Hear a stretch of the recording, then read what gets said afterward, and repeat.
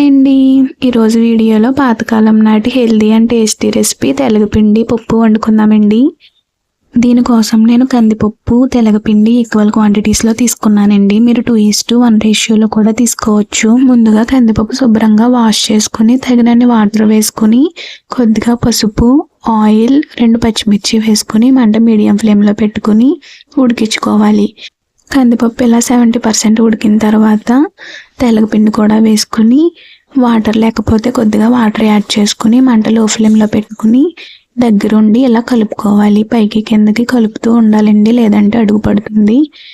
అందులోనే మన టేస్ట్కి సరిపడా సాల్ట్ కూడా వేసుకుని ఒకసారి కలుపుకుని ఒక 5 మినిట్స్ మగ్గించుకుంటే సరిపోతుందండి. తెలగపిండి ఉడికిపోతుంది. ఈలోపు 30% పప్పు కూడా ఉడికిపోతుందండి. ఇప్పుడు స్టవ్ ఆఫ్ చేసుకుని తాలింపు కోసం వేరే బాండి పెట్టుకుని 2 స్పూన్స్ ఆయిల్ వేసుకుని ఆయిల్ హీట్ అయిన తర్వాత ఆవాలు, జీలకర్ర, ఎండుమిర్చి, కరివేపాకు, ఒక 10 వెల్లుల్లి రెమ్మలు వేసుకుని కొద్దిగా ఫ్రై అయిన తర్వాత మనం ముందుగా ఉడికించుకున్న పప్పు తెలగపిండి కూడా వేసుకుని ఒకసారి మొత్తం కలిసేలా కలుపుకుని సాల్ట్ అడ్జస్ట్ చేసుకుని 2 మినిట్స్ మగ్గించుకుంటే సరిపోతుందండి. మన టేస్టీ తెలగపిండి పప్పు రెసిపీ రెడీ అవుతుంది. ఒకసారి మీరు కూడా ఈ సింపుల్ రెసిపీ ట్రై చేయండి. వీడియో నచ్చితే లైక్ చేసి మన ఛానల్ని సబ్స్క్రైబ్ చేసుకోండి.